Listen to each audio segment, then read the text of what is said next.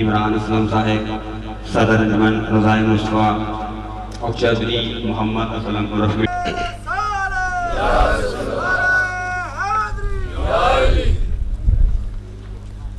الحمدللہ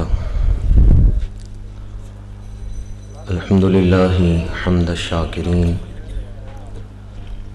الصلاۃ والسلام علی سید الانبیاء والمرسلین،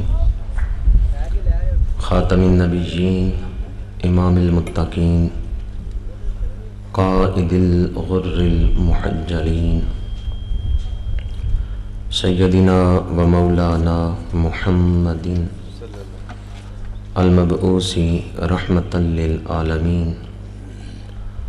وعلی آلہ الطیبین الطاہرین واصحابہ الراشدین المہدیین، اما بعد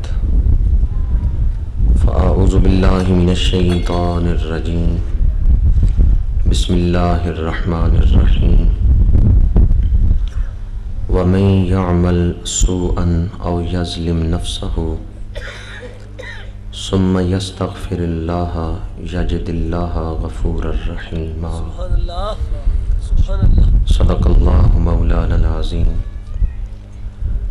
رب اشرح لی صدری ویسر لی امری واحلل عقدۃ من لسانی یفقہوا قولی۔ ان اللہ وملائکتہ یصلون علی النبی یا ایہا الذین آمنوا صلوا علیہ وسلموا تسلیما۔ الصلاۃ والسلام علیک یا رسول اللہ وعلی آلک واصحابک یا حبیب اللہ۔ الصلاۃ والسلام علیک یا خطیب الانبیاء والمرسلین وعلی آلک و اصحابک یا رحمۃ للعالمین۔ قابل صد احترام علماء کرام، مہمانان ذی وقار و ذی قدر، برادران اسلام، حاضرین و سامعین، اس وقت میں اور آپ ایک بڑی ہی روح پرور، سعادت افروز، نور نواز محفل میں حاضری کی سعادت حاصل کر رہے ہیں۔ قرآن مجید کی تلاوت کی گئی ہے، پھر صاحب قرآن حضور ختمی مرتبت صلی اللہ علیہ وآلہ وسلم کی نعتیں پڑھی گئی ہیں۔ یقیناً اس محفل پر رحمتوں کا نزول ہو رہا ہے۔ یہی وہ محفلیں ہیں جن میں دلوں کو نور تقسیم کیا جاتا ہے، اور یہی وہ محفلیں ہیں جن میں اگر بندہ اخلاص سے شامل ہو تو دلوں کا میل دھل جاتا ہے، اور اگر نگاہ لطف و کرم شامل حال ہو تو یقیناً ان محفلوں کی برکت سے قسمت بدل جاتی ہے۔ میزبان محفل صوفی غلام قادر صاحب اور دیگر تمام منتظمین کو ہدیہ تبریک پیش کرتا ہوں۔ اللہ تعالیٰ منتظمین کو ان کے حسن نیت سے بڑھ کے اجر عظیم عطا فرمائے۔ آج کی اس محفل کا عنوان بڑا ہی اہم ہے۔ یہ ایسا موضوع ہے جس کی ہمیں قدم قدم پر ضرورت ہے۔ یہ ایسا موضوع ہے جس کی بے شمار برکتیں ہیں۔ یہ موضوع اپنے اندر گناہوں کی بخشش اور وسیع رحمت کو رکھتا ہے۔ آپ نے اعلانات کے ذریعے اس مضمون کو سنا۔ آج کی اس محفل کا عنوان ہے استغفر اللہ۔ اس کا معنی ہے میں اللہ تعالیٰ سے بخشش چاہتا ہوں، میں اللہ تعالیٰ سے مغفرت مانگتا ہوں۔ ہم میں سے کوئی بھی ایسا نہیں جسے بخشش کی ضرورت نہ ہو، جسے مغفرت کی حاجت نہ ہو۔ اور یہ جو کلمہ استغفار ہے، احادیث کی کتابیں اٹھا کر دیکھیں، محدثین نے حدیث کی کتابوں میں، بخاری شریف میں، مشکات شریف میں، دیگر حدیث کی کتابوں میں اس عنوان پر حدیثیں جمع کی ہیں، اور چیپٹر کا نام ہی رکھا ہے کتاب الاستغفار۔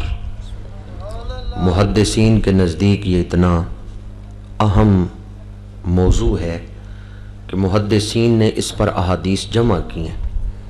امام یحییٰ شرف الدین نووی نے کتاب الاذکار کے اندر ایک علیحدہ چیپٹر، علیحدہ مضمون ہی اس عنوان پر لکھا ہے۔ اللہ تعالیٰ نے ہماری زندگی کو آزمائش قرار دیا ہے۔ اللہ تعالیٰ کے نبی معصوم عن الخطا ہیں، اور نبیوں کی صحبت میں رہنے والے، براہ راست فیض حاصل کرنے والے صحابہ، اہل بیت محفوظ ہیں۔ لیکن ہم جیسے لوگ تو زندگی میں کبھی گناہ کرتے ہیں، کبھی نیکیوں کو اپنا لیتے ہیں۔ اگر کسی کی زندگی 40 سال گزر چکی ہے تو وہ یہ نہیں کہہ سکتا کہ میں نے 40 سالوں میں گناہ نہیں کیے، خطائیں نہیں کی، بلکہ پچھلی زندگی پہ نگاہ ڈالیں تو گناہ زیادہ نظر آتے ہیں اور نیکیاں تھوڑی نظر آتی ہیں، خطائیں زیادہ اور اطاعت کم۔ اس صورتحال کو دیکھ کے انسان گھبرا اٹھتا ہے کہ قبر اور حشر میں کیا حال ہوگا، میرے یہ جرم، میری یہ خطائیں میرے لیے قبر و حشر میں رسوائی کا باعث بنے گی۔ اللہ تعالیٰ نے اس موقع پر انسان کو مایوس نہیں کیا، بلکہ رحمت کے دروازے کھول کے فرمایا کہ تم آؤ مجھ سے بخشش طلب کرو، میرے رحمت کے خزانے تمہارے لیے ہیں۔ شریعت مطہرہ نے گناہوں کی بخشش کے لیے توبہ کا دروازہ کھلا رکھا ہے۔ اللہ تعالیٰ نے جب شیطان کو اپنی بارگاہ سے نکالا، دھدکارا شیطان کو اپنی بارگاہ سے، تو شیطان نے کہا تیری عزت کی قسم ہے، جب تک تیرے بندوں کے جسموں میں جان ہے میں ان کو گمراہ کرنے کی کوشش کرتا رہوں گا۔ مشکات شریف میں حدیث ہے، اللہ تعالیٰ نے جب شیطان کو اپنی بارگاہ سے نکالا تو شیطان نے کہا جب تک تیرے بندوں کے جسم میں جانیں ہیں، یعنی موت سے پہلے پہلے آخری سانس تک میں کوشش کرتا رہوں گا کہ وہ گمراہ ہو جائیں، بھٹک جائیں، میں انہیں گمراہ کرتا رہوں گا، انہیں چھوڑوں گا نہیں۔ تو اللہ تعالیٰ نے فرمایا وَعِزَّتِي وَجَلَالِي وَارتفاعِ مکانی لا ازال اغفر لهم ما استغفرونی، کہ مجھے قسم ہے میری عزت کی، میرے جلال کی اور علو مرتبت کی قسم ہے، جب تک میرے بندے استغفار کرتے رہیں گے میں بھی انہیں بخشتا رہوں گا۔ شیطان نے کہا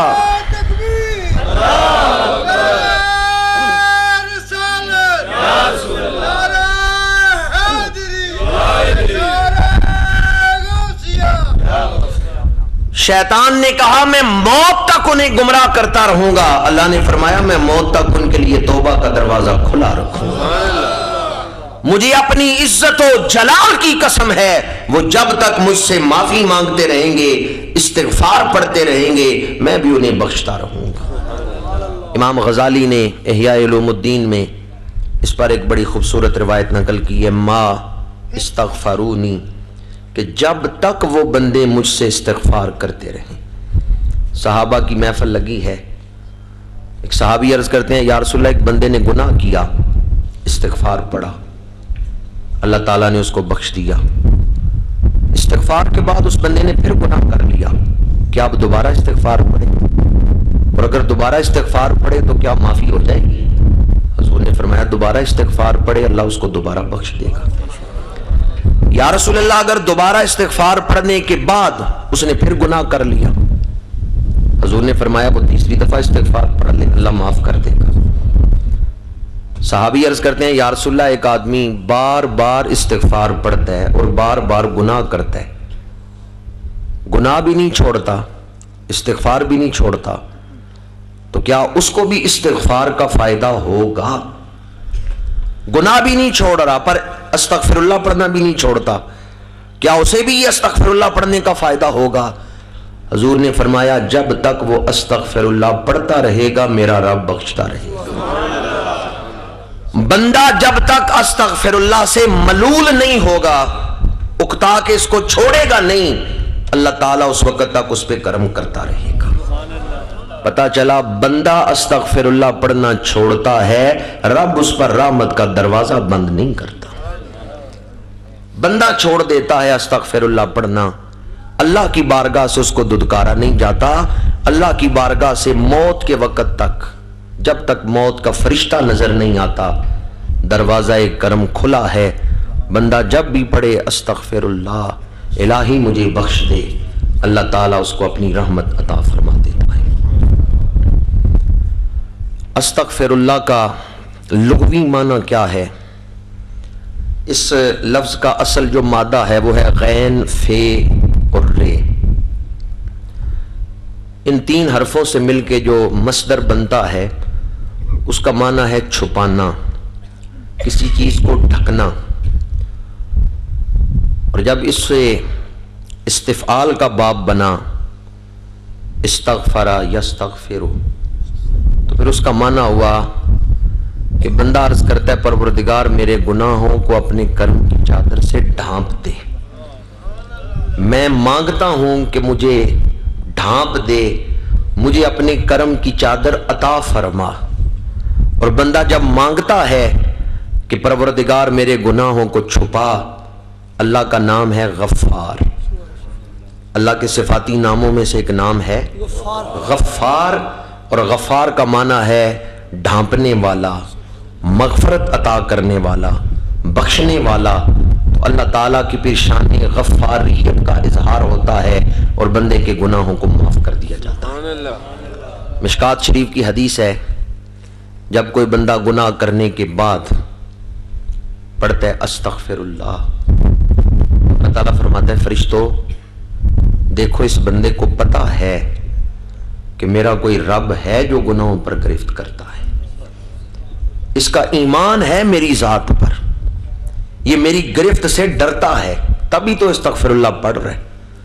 اور اگر میری ذات پہ ایمان نہ ہوتا, میری گرفت کا ڈر نہ ہوتا تو استغفر اللہ بھی نہ پڑھتا. جو میری ذات کو مانتا ہے, میری گرفت سے ڈرتا ہے, اور یہ بھی ایمان رکھتا ہے کہ اللہ چاہے تو گناہ معاف بھی کر دیتا ہے, ان سارے عقیدوں کو دل میں رکھ کے اب یہ مجھ سے معافی طلب کر رہا ہے, تو فرشتوں گواہ ہو جاؤ میں نے اس کے سارے گناہ معاف کر دیے. یہ جو تسبیح ہے استغفر اللہ, یہ اپنے اندر کتنے عقائد کو لیے ہوئے. استغفر اللہ وہی پڑھے گا جسے اللہ کی ذات پر ایمان حاصل ہوگا, جس کا یہ عقیدہ ہوگا کہ اللہ گرفت بھی کر سکتا ہے, اگر میں نے معافی نہ مانگی اللہ ناراض ہو گیا تو میں اس کے عذاب کا مستحق ٹھہروں گا.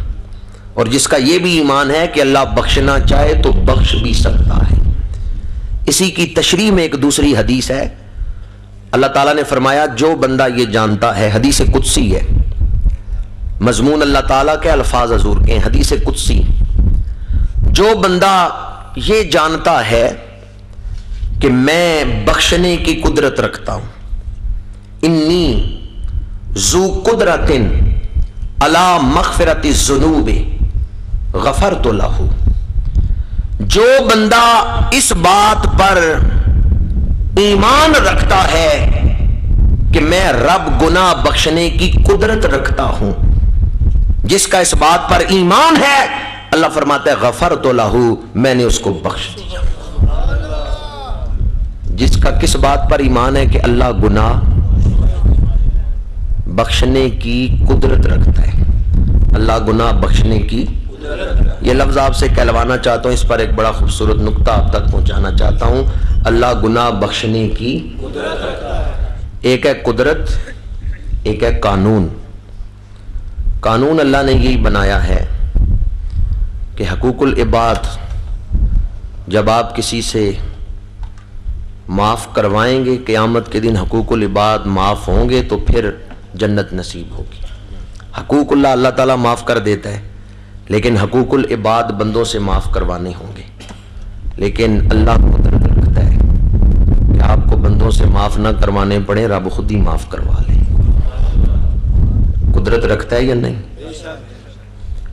عام طور پہ بندہ توبہ کرے پھر ہی اس کو معافی ملے گی، لیکن اگر یہ قانون ہے، لیکن اگر اسے اس بات پر یقین ہے، ایمان ہے اس کا کہ اللہ بخشنا چاہے تو بخشنے کی قدرت رکھتا ہے، بس دل میں اس نے یہ یقین رکھ لیا کہ اللہ تعالیٰ بخشنا چاہے تو وہ بخش سکتا ہے۔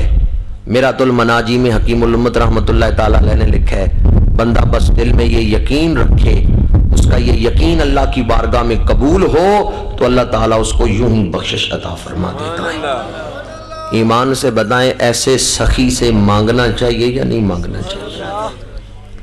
قدرت اور ہے، قانون اور ہے۔ قانون وہی ہے کہ حقوق العباد لوگ معاف کریں گے تو پھر ہی بخشش ہوگی۔ میں اور آپ قانون کے پابند ہیں، لیکن اللہ قانون کا پابند نہیں، وہ جیسے چاہے اپنی قدرت کا اظہار فرما سکتا ہے۔ جب کوئی بندہ گناہ کرتا ہے تو اس کے دل پہ گناہ کی وجہ سے ایک سیاہ نقطہ پڑ جاتا ہے، اور جب وہ گناہ کے بعد استغفر اللہ پڑھتا ہے تو وہ سیاہ نقطہ ختم ہو جاتا ہے، دل دوبارہ چمک اٹھتا ہے۔ یہ حدیث مبارک ہے جس کا ترجمہ میں آپ تک پہنچا رہا ہوں۔ بندہ گناہ کرتا ہے تو دل پہ سیاہ نقطہ پڑ جاتا ہے، اگر وہ گناہ کے بعد استغفر اللہ پڑھے، اللہ سے بخشش مانگے تو وہ سیاہ نقطہ مٹا دیا جاتا ہے، دل چمک اٹھتا ہے۔ اور اگر وہ گناہ کے بعد استغفر اللہ نہیں پڑھتا، گناہ کے بعد دوبارہ گناہ کرتا ہے تو وہ سیاہ نقطہ بڑھ جاتا ہے، وہ پھر گناہ کرتا ہے، سیاہ نقطہ اور بڑھ جاتا ہے۔ وہ استغفر اللہ نہیں پڑھتا، گناہ پہ گناہ کرتا جاتا ہے تو آہستہ آہستہ وہ سیاہ نقطہ اتنا بڑھ جاتا ہے کہ سارے دل کو ہی سیاہ کر دیتا ہے، اور جب سارا دل ہی سیاہ ہو جاتا ہے پھر وہ واعظ کو، نصیحت کو، تقریر کو، نیکی کی دعوت کو قبول ہی نہیں کرتا، کیونکہ تاریکی نے، سیاہی نے اس دل کو ڈھانپ لیا۔ ابتدا میں ایک سیاہ نقطہ تھا، اس کے بعد بندہ توبہ کر لے تو وہ سیاہ نقطہ ختم ہو جائے، استغفر اللہ پڑھ لے تو سیاہ نقطہ ختم ہو جائے۔ لیکن جب وہ استغفر اللہ نہیں پڑھتا، گناہوں پہ گناہ کرتا جاتا ہے تو وہ سیاہ نقطہ بڑھتا جاتا ہے۔ اس حدیث مبارکہ سے دو خاص مسئلے معلوم ہوئے۔ ایک تو یہ کہ کپڑے پہ داغ لگے تو پانی سے داغ اتارا جاتا ہے، صابن سے داغ اتارا جاتا ہے۔ ایسے کیمیکلز ہیں جو کپڑے سے داغ اتار دیتے ہیں، پر داغ اگر دل پہ لگ جائے، کپڑا گندا ہو تو پانی اور صابن سے دھویا جاتا ہے، اور دل اگر گندا ہو جائے تو، دل گندا ہو جائے تو حدیث مبارکہ میں ہے ان تابا واستغفرا سوکیلا، اگر اس بندے نے توبہ کی اور استغفر اللہ پڑھ لیا، اللہ اس کے دل کو چمک عطا فرما دیتا ہے۔ تو استغفر اللہ کے الفاظ ایسے ہیں جو دل کو صاف کر کے چمکا دیتے ہیں۔ دوسرا نقطہ جو بڑا اہم ہے اور دور حاضر کی ہم ضرورت ہے، اس کے لیے بڑی توجہ کی ضرورت ہے۔ بندہ گناہ کرتا ہے، دل پہ ایک نقطہ لگتا ہے، وہ دوبارہ گناہ کرتا ہے، وہ نقطہ بڑھتا ہے، وہ تیسری بار گناہ کرتا ہے، وہ نقطہ بڑھتا ہے۔ گناہ کریں تو دل پر آہستہ آہستہ سیاہی چھاتی ہے، یکدم دل سیاہ نہیں ہوتا۔ گناہ کریں تو دل یکدم سیاہ نہیں ہوتا، آہستہ آہستہ دل سیاہ ہوتا ہے۔ پر نبی کی گستاخی کریں دل یکدم سیاہ ہو جاتا ہے۔ یہ فرق ہے گناہ میں اور گستاخی میں۔ اگر آپ گناہ کریں تو دل پہ سیاہ نقطہ لگے گا، اور اگر نبی کی بے ادبی کریں آنن فانن اسی لمحے سارا دل سیاہ ہو جائے گا۔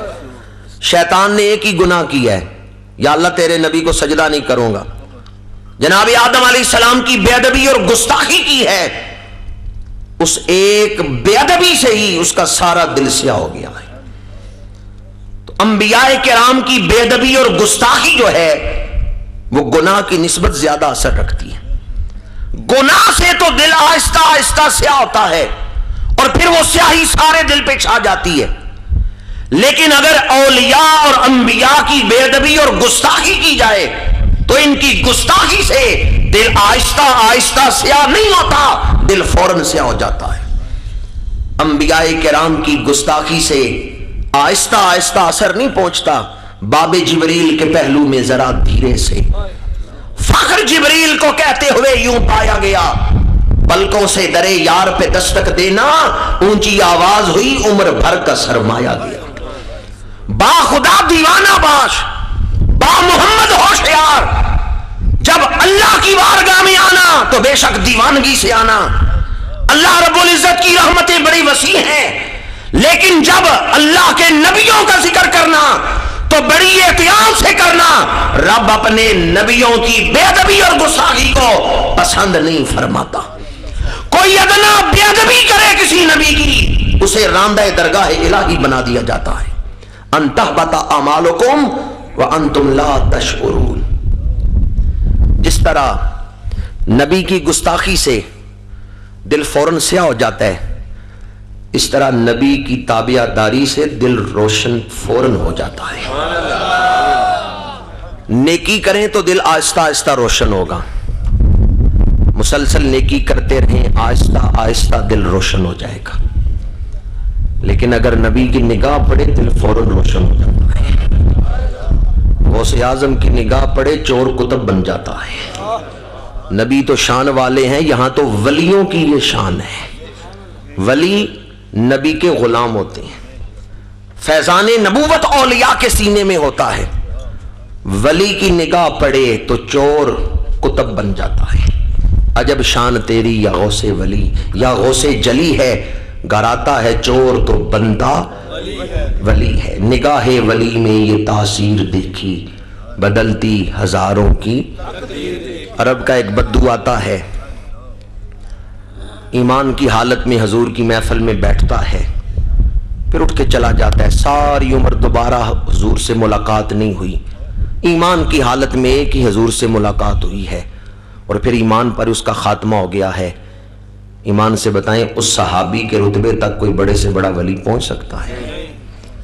نبی کی نگاہ نے اسے درجہ صحابیت تک پہنچا دیا ہے، اتنا اعلیٰ درجہ اسے نصیب ہو گیا ہے۔ تو جو نقطہ میں آپ کے سامنے عرض کرنا چاہتا تھا وہ شان نبوت کے حوالے سے ہے کہ بندہ گناہ کرے تو آہستہ آہستہ گناہوں کی کثرت سے دل سیاہ ہوتا ہے، پر گستاخی کرے تو دل فوراً سیاہ ہو جاتا ہے۔ اور ادھر بندہ نیکیاں کرے تو آہستہ آہستہ نیکیوں سے دل روشن و منور ہو جاتا ہے، پر نبی کی نگاہ کرم ہو تو دل فوراً روشن ہو جاتا ہے۔ گناہ کے بعد بندہ استغفر اللہ پڑھے تو دل کی سیاہی دور ہو جاتی ہے۔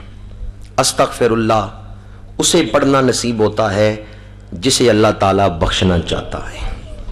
یہ مولا کائنات شیر خدا حضرت علی کرم اللہ وجہ الکریم آپ کے ارشادات میں ہے کہ اللہ جس پہ کرم کرنا چاہتا ہے اسے استغفر اللہ پڑھنے کی توفیق عطا فرما دیتا ہے۔ ذرا ایک دفعہ سارے بلند آواز سے پڑھ دیں۔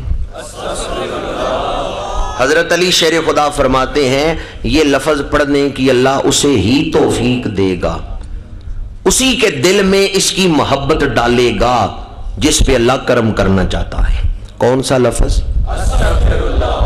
اور حدیث مبارکہ سنیں کتاب الاذکار میں، اس کے علاوہ حدیث کی دیگر کتابوں میں یہ حدیث موجود ہے۔ حضور نے فرمایا طوبی لمن وجد فی صحیفتہ استغفارا کثیرا، مبارک ہے اس آدمی کے لیے جو قیامت کے دن اپنا نامہ اعمال کھولے گا تو ہر صفحے پہ اسے استغفر اللہ کی تسبیحات نظر آئیں گی۔ حضور مبارک دے رہے ہیں، اللہ کے نبی مبارک دے رہے ہیں، اور کسے مبارک دے رہے ہیں؟ من وجد فی صحیفتہ استغفارا کثیرا، حضور فرماتے ہیں جس کے نامہ اعمال میں کثرت سے لکھا ہوا ہے کہ یہ بندہ استغفر اللہ پڑھنے والا ہے، کبھی کبھار نہیں پڑھتا استغفر اللہ بلکہ کثرت سے پڑھتا ہے استغفر اللہ۔ فرمایا جس کے نامہ اعمال میں کثیر استغفار لکھا ہوا ہے، یہ کثرت سے استغفار کرتا ہے، اس شخص کو اللہ کے نبی کہہ رہے ہیں طوبی لمن، اسے مبارک ہو، وہ بڑا خوش نصیب ہے۔ اور ایک حدیث مبارک ہے، اللہ تعالیٰ نے فرمایا، حدیث قدسی ہے، اللہ تعالیٰ فرماتا ہے جو لوگ آپس میں اس لیے محبت رکھتے ہیں کہ وہ میرا قرب پانا چاہتے ہیں، ان کی باہمی دوستی میری وجہ سے ہے، میرے لیے وہ ایک دوسرے سے محبت کرتے ہیں، للہ فی اللہ محبت، اساتذہ سے محبت، مشائخ سے محبت، درویشوں سے محبت، یہ للہ فی اللہ محبت ہے۔ اللہ تعالیٰ فرماتے ہیں جو میری وجہ سے باہم محبت کرتے ہیں اور جو مسجدوں سے دل لگائے رکھتے ہیں اور جو کثرت سے استغفار کرتے ہیں، یہ وہ لوگ ہیں جن کی وجہ سے میں دوسری مخلوق پر بھی رحمت نازل کرتا ہوں۔ لوگ گناہ کرتے ہیں اور اتنے بڑے بڑے گناہ کرتے ہیں کہ وہ عذاب کے مستحق ہو جاتے ہیں، فرشتے عرض کرتے ہیں مولا اس قوم پہ عذاب کیوں نہیں نازل کر رہا جبکہ یہ عذاب کے مستحق ہیں، پروردگار ان پہ عذاب نازل کر۔ اللہ فرماتا ہے فرشتوں تمہاری نظر گناہ کرنے والوں پہ ہے، میری نظر استغفار پڑھنے والوں پہ۔ تم یہ دیکھ رہے ہو کہ فلاں فلاں جماعت نے گناہ بڑا کیا ہے اور میری نظر اپنے ان بندوں پہ ہے جو آخر شب میری بارگاہ میں سر جھکا کے مجھ سے استغفار طلب کر رہے ہیں، مجھ سے معافی طلب کر رہے ہیں۔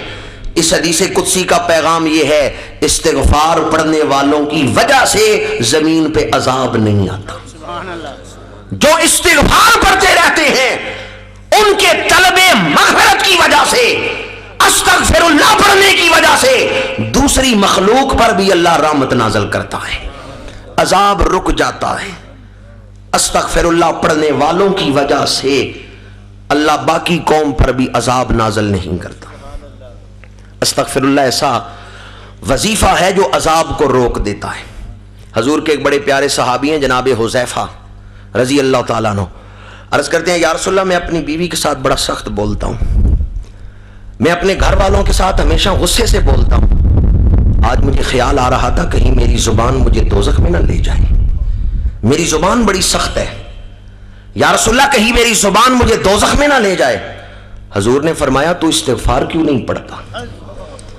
گویا بتا دیا کہ تو استغفار پڑھا کر اللہ تیری خطاؤں کو معاف فرما دے گا، تو استغفار پڑھا کر اس سے اللہ تیرے دل کو نرم کر دے گا، تو استغفار پڑھا کر اس سے اللہ تیرے اخلاق کو درست فرما دے گا، تو استغفار پڑھا کر اس سے اللہ تیری زبان میں جو کجی ہے وہ کمی ہے وہ دور ہو جائے گی اور اعلیٰ اخلاق کا تو مالک ہو جائے گا۔ ایک ہی وظیفہ حضور نے بتایا، فرمایا اگر تو سخت ہے اپنی بیوی کے ساتھ، اہل خانہ کے ساتھ تیری زبان میں سختی ہے اور تو ڈرتا ہے کہ تیری زبان تجھے دوزخ میں نہ لے جائے تو پھر استغفار پڑھا کر، اخلاق بھی درست ہو جائے گا اور گناہ بھی اس سے معاف ہو جائے گا۔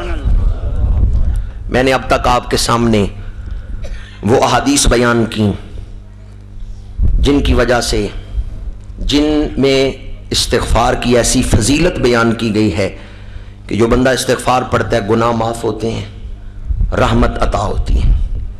پر کوئی یہ نہ سمجھے کہ استغفار پڑھنے سے صرف روحانی فائدہ ہے، استغفار پڑھنے سے دنیاوی فائدہ بھی ہے۔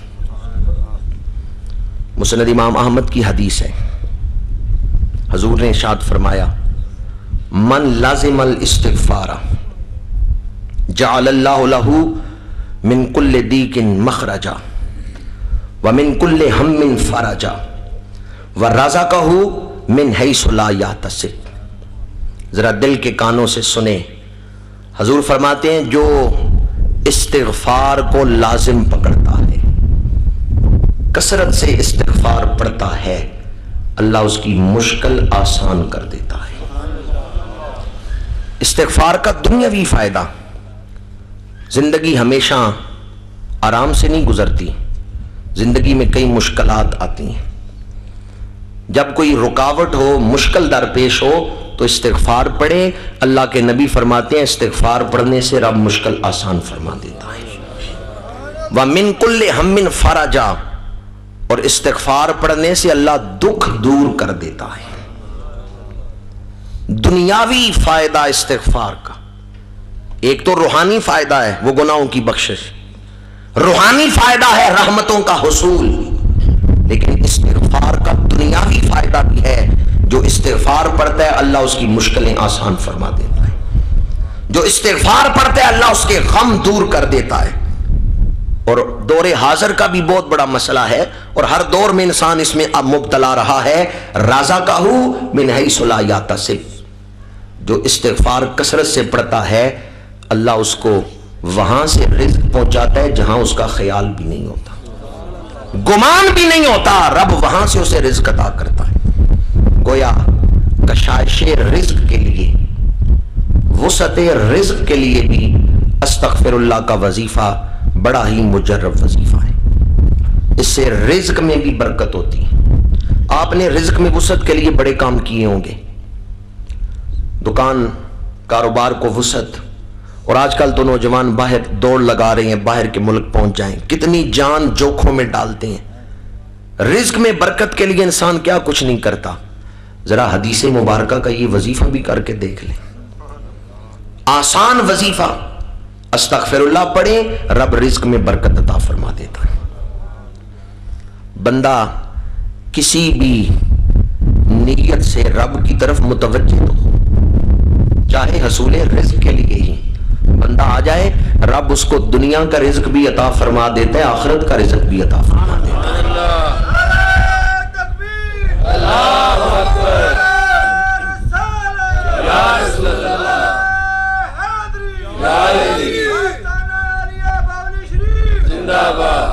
امام عبد الوہاب شارانی رحمۃ اللہ علیہ نے اپنی ایک کتاب میں لکھا ہے تنبیہ المخترین کے اندر، مصر کے ایک بزرگ تھے، ان کے پاس ایک فقیر مانگنے کے لیے آیا، اس نے کہا میں نے سنا آپ کے پاس شہد بڑا ہے تو مجھے ایک پیالہ شہد عطا فرمائے، میں نے فلاں مریض کو پہنچانا ہے، مجھے ایک پیالہ شہد عطا فرمائے۔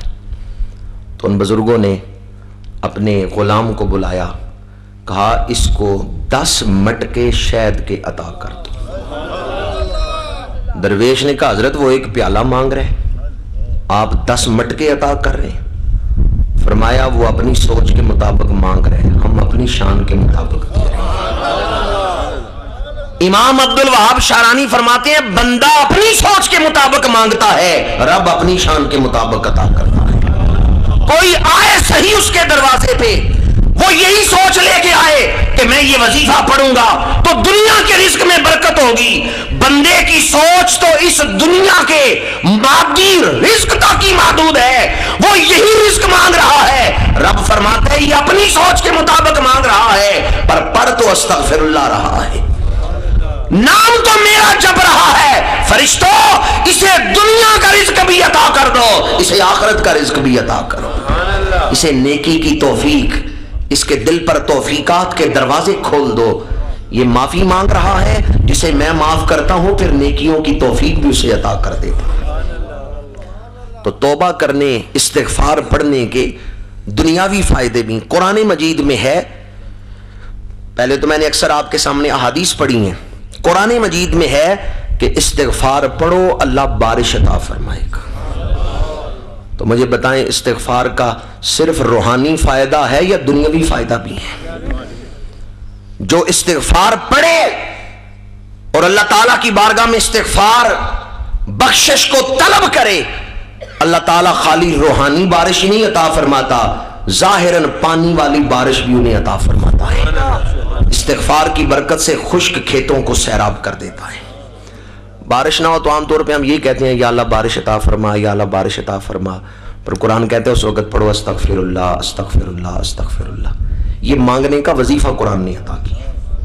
جو استغفر اللہ پڑھتا ہے اللہ تعالیٰ ان پہ پانی کی بارش اور رحمت کی بارش فرما دیتا ہے. دونوں بارشیں رب انہیں عطا فرماتا ہے. استغفر اللہ کا ایک اور دنیاوی فائدہ، جو استغفر اللہ پڑھتا ہے اللہ اس کی عزت کی حفاظت فرماتا ہے. استغفر اللہ پڑھنے سے رب عزت عطا فرماتا ہے. ایک بزرگ سیاحت میں تھے، ایک بستی میں تشریف لائے تو لوگوں نے ان کے خلاف پہلے سے پراپیگنڈا کر رکھا تھا.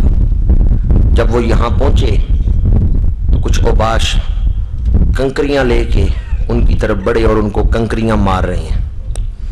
انہوں نے سوچا مجھ سے خطا کیا ہوئی ہے کہ لوگ مجھ پر کنکریاں پھینک رہے ہیں. خیال آیا میں نے اپنے استاد کے مصلے کی بے ادبی کی تھی، اپنے مرشد کے مصلے کی بے ادبی کی تھی. تو انہوں نے اس وقت پڑھا استغفر اللہ. خواجہ فرید الدین عطار نے لکھا ہے ان بزرگوں کی طرف اوباش نوجوانوں نے کنکریاں پھینکی، پر اس دوران انہوں نے پڑھ لیا استغفر اللہ. وہ کنکریاں جب ان کے وجود تک پہنچیں تو پھول بن چکے تھے. یہ کنکریوں کو پھول کس نے بنایا ہے؟ استغفار کی برکت نے کیفیت کو ہی بدل دیا ہے. اور کنکریاں مارنے والے ان کے دلوں میں اس ولی کی محبت پیدا ہو گئی. ان کا ہم سے خطا ہوئی ہے کہ ہم ایسے روشن چہرے والے اللہ کے بندے کو پتھر مار رہے ہیں. استغفار کی برکت سے اللہ نے اس ولی کو عزت عطا فرما دی. اور یہ واقعہ، یہ روایت تو آپ نے بارہ سنی ہوگی. شرابی بغل میں شراب کی بوتل لے کے اوپر چادر لے کے مدینہ منورہ کی گلی میں چل رہے کہ سامنے سے سیدنا فاروق اعظم آ گئے. اس شرابی نے پہلے بھی ایک دفعہ حضرت فاروق اعظم سے کوڑے کھائے تھے شراب پینے کی وجہ سے. اب ڈر گیا کہ اگر فاروق اعظم نے چادر ہٹوائی، شراب کی بوتل میری بغل سے نکالی، آج پھر مجھے سزا ملے گی. دل ہی دل میں پڑھنے لگا استغفر اللہ، مولا مجھے بخشش عطا فرما، مولا آج عمر کے کوڑے سے بچا لے، میں وعدہ کرتا ہوں آئندہ کبھی شراب نہیں پیوں گا.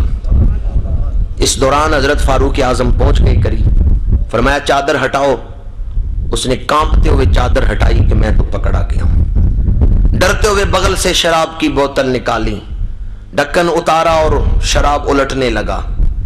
پر جب اس نے وہ بوتل کو الٹا ہے تو شراب نہیں گر رہی، نیچے دودھ گر رہا ہے. وہ شراب نوش رونے لگا، آہو بکا. حضرت فاروق اعظم نے فرمایا رو کیوں رہا ہے؟ تو سزا کا مستحق تو نہیں، تجھ پر میں کوڑے تو نہیں برساؤں گا. تیرے پاس شراب کی بوتل برآمد نہیں ہوئی بلکہ یہ تو دودھ کی بوتل ہے، تو رو کیوں رہا ہے؟ اس نے کہا رو اس لیے رہا ہوں دنیا بار اتنے کریم کے دروازے سے دور رہا. ایسے کریم رب کے دروازے سے میں دور بھاگتا رہا ہوں.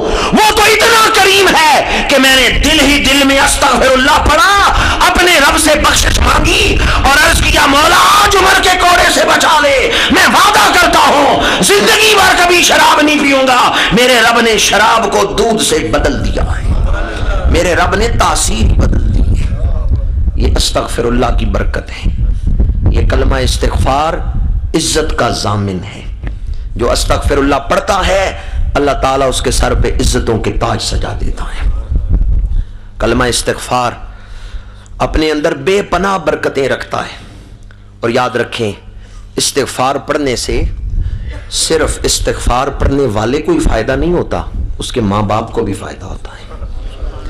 میں یہاں پڑھوں استغفر اللہ اور نیت کروں پروردگار اس استغفر اللہ کی برکت میرے والدین کو پہنچا دے، تو حدیث مبارک ہے حدیث مبارکہ حضور فرماتے ہیں قبر میں ایک صالح مرد کے درجات کو بلند کیا جاتا ہے تو وہ عرض کرتا ہے فَيَقُولُ يَا رَبِّ أَنَّ لِي هَٰذِهِ، پروردگار یہ میرے درجات کیسے بلند ہو رہے ہیں جبکہ میں تو قبر میں ہوں اور خود عمل نہیں کر سکتا، یہ میرے درجے کیسے بلند ہو رہے ہیں؟ اللہ فرماتا ہے بِاِسْتِغْفَارِ وَالِدِكَ لَكَ، تیرے درجے اس لیے بلند ہو رہے ہیں کہ تیرا بیٹا دنیا میں بیٹھ کے تیرے لیے استغفار پڑھ رہا ہے۔ جن کے والدین زندہ ہیں اللہ ان کا سایہ محبت سلامت رکھے، وہ اپنے دادا کے لیے یا اوپر والے رشتہ داروں کے لیے پڑھ لیں۔ جن کے والدین فوت ہو چکے ہیں وہ والدین اور دیگر آباء و اجداد کی نیت سے ایک دفعہ استغفر اللہ تو پڑھیں۔ میں نے حدیث سنائی آپ کو جس میں حضور نے فرمایا بیٹا استغفر اللہ پڑھتا ہے نفع ماں باپ کو قبر میں ہو رہا ہے۔ بے استغفار والدک لک، اللہ تعالیٰ فرماتا ہے تیرے بیٹے نے تیرے لیے استغفار کیا ہے، میں اس کی برکت سے تیرے درجے قبر میں بلند کر رہا ہوں۔ کئی لوگ ایسے ہوں گے جو قبروں میں جائیں گے تو گناہگار اپنے ساتھ گناہ لے کے قبر میں پہنچے، لیکن قیامت کے دن قبروں سے اٹھیں گے تو پہاڑ جتنی نیکیاں ان کے ساتھ ہوں گی۔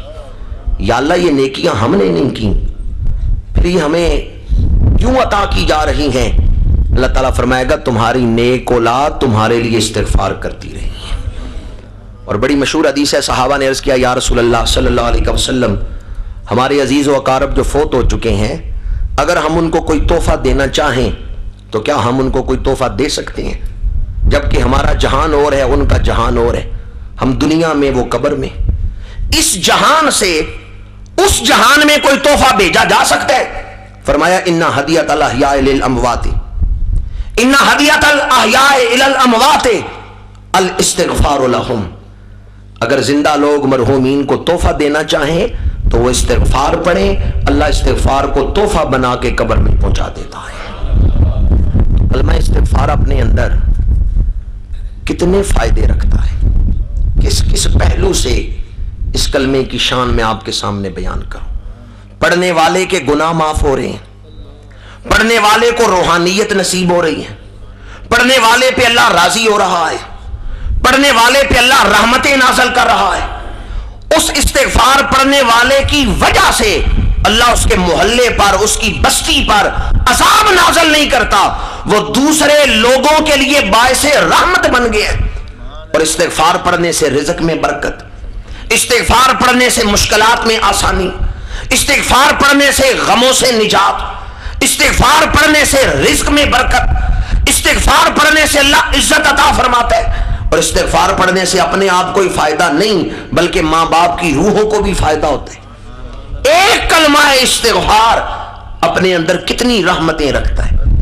اسی لیے محدثین نے اپنی حدیث کی کتابوں میں الگ سے عنوان بنا کے استغفار کے موضوع پر حدیثیں جمع کی۔ میں نے آپ کے سامنے فضائل بیان کیے، لیکن اس موضوع کے کئی اور پہلو ہیں کہ استغفار ہمیں کس وقت پڑھنا چاہیے، استغفار کے کیا الفاظ حضور سے بھی منقول ہیں کہ اس طرح استغفار کرو۔ اب تک تو میں نے صرف فضائل ہی بیان کیے۔ یاد رکھیں استغفار کسی وقت بھی کریں اس کا فائدہ ہے، لیکن کچھ وقت خاص ہیں جن کی اللہ نے خود تعریف فرمائی ہے، بالاسحار ہم یستغفرون۔ اللہ تعالیٰ ان مومنوں کی تعریف کرتا ہے جو سحری کے وقت استغفار پڑھتے ہیں۔ جو سحری کا وقت ہے وہ استغفار کی قبولیت کے لیے بڑا خاص وقت ہے۔ صبح کی نماز کے لیے آپ اٹھیں، اگر اذان فجر سے پہلے نہیں اٹھ سکتے تو شارحین حدیث نے لکھا ہے، مفسرین نے لکھا ہے کہ فجر کی سنتوں کے بعد فرضوں سے پہلے جو 70 دفعہ استغفار پڑھے اللہ اس کے سارے گناہوں کو معاف فرما دیتا ہے۔ فجر کی سنتوں کے بعد فرضوں سے پہلے یہ خاص وقت ہے استغفار کا۔ بالاسحار ہم یستغفرون، سحری کا جو وقت ہے۔ حضرت یعقوب علیہ السلام کے بیٹے آئے، انہوں نے عرض کیا ابا جان ہم نے بڑی غلطی کی، جو یوسف علیہ السلام پہ ہم نے ظلم و ستم کیا، آپ ہمارے لیے اللہ کی بارگاہ میں استغفار کریں۔ تو حضرت یعقوب علیہ السلام نے فرمایا سوف استغفر لکم، ان قریب میں تمہارے لیے استغفار کروں گا۔ مفسری لکھتے ہیں انہوں نے رات کے وقت استغفار نہیں کیا، سحری کے وقت اٹھ کے اپنے بیٹے کے لیے استغفار کیا ہے۔ تو جو سحری کا وقت ہے وہ استغفار کے لیے بڑا ہی